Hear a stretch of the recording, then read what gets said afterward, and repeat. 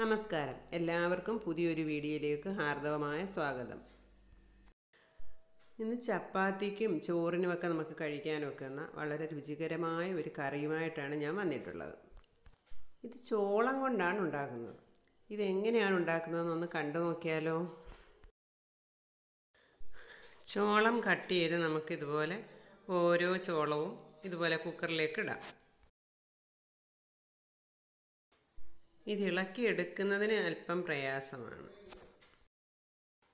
ഇതുപോലുള്ള ഒരു ചോളത്തിൻ്റെ ഏകദേശം പകുതി എടുത്താൽ മതി. ഒരു 4-5 പേർക്കുള്ള കറിക്ക് ഇത് ധാരാളം മതി. ഇത് ഏകദേശം 1/2 കപ്പ് ചോളമുണ്ട്. അതിലേക്ക് അല്പം വെള്ളം കൂടി ഒഴിച്ച് നമുക്ക് കുക്കർ അടച്ച് വെച്ച് വേവിച്ചെടുക്കാം. ഒരു 3 വിസിലാകുമ്പോഴേക്കും ഇത് വെന്ത് കിട്ടും. ഇനി നമുക്കിതിന് ആവശ്യമുള്ള മസാല തയ്യാറാക്കാം. അതിലേക്കൊരു പാൻ അടുപ്പത്ത് വെച്ച് ആവശ്യത്തിന് എണ്ണ ഒഴിക്കുക.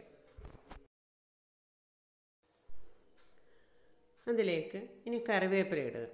എണ്ണ ഒഴിച്ചതിന് ശേഷം കറിവേപ്പില ഇടുമ്പോൾ നല്ല മൂത്ത മണം വരും. അത് കറിക്ക് വളരെ ടേസ്റ്റ് കൂട്ടും.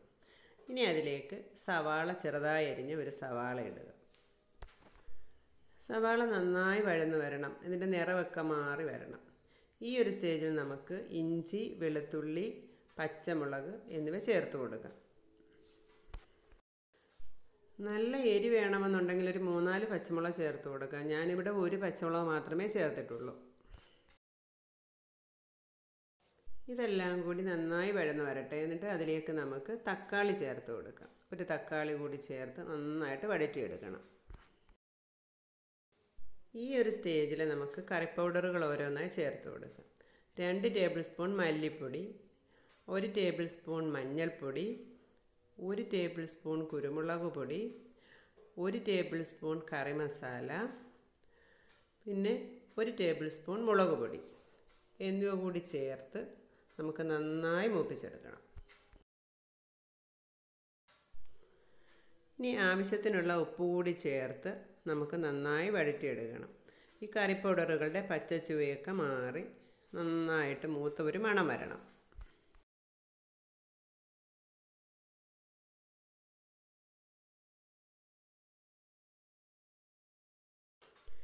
ഇനി ഇതിലേക്ക് 1 കപ്പ് വെള്ളം കൂടി ഒഴിച്ച് നമുക്ക് അടച്ചു വെച്ച് വേവിച്ചെടുക്കാം.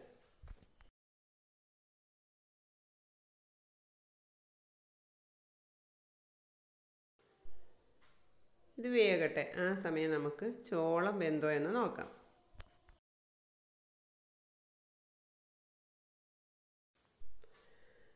ചോളമൊക്കെ നന്നായി വെന്തിട്ടുണ്ട്. ഇനി നമുക്കിതൊരു മിക്സിയുടെ ജാറിലിട്ട് അരച്ചെടുക്കണം.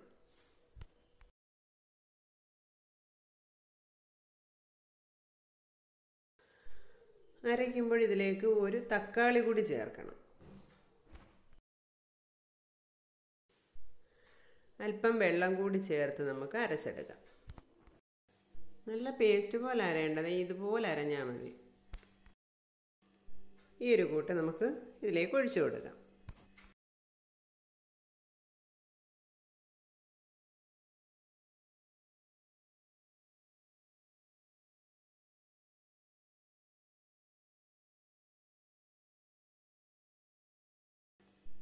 മിക്സി കഴുകി കുറച്ച് വെള്ളം കൂടി നമുക്കിതിലേക്ക് ഒഴിച്ചു കൊടുക്കാം.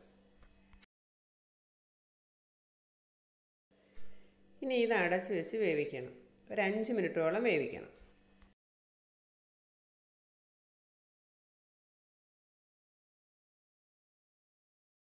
ഇനി ഇതിലേക്ക് നമുക്ക് തേങ്ങാപ്പാൽ ഒഴിച്ചു കൊടുക്കാം. ഏകദേശം 1 കപ്പ് തേങ്ങാപ്പാൽ ഒഴിക്കണം.